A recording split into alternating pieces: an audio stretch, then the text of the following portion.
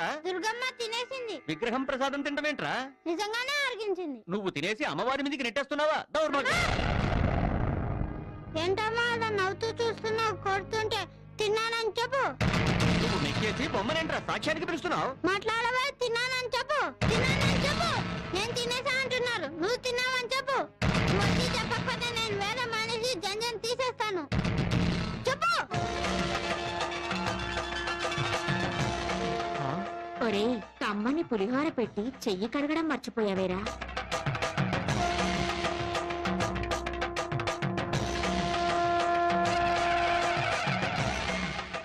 క్షమించమ్మా కనకదుర్గ.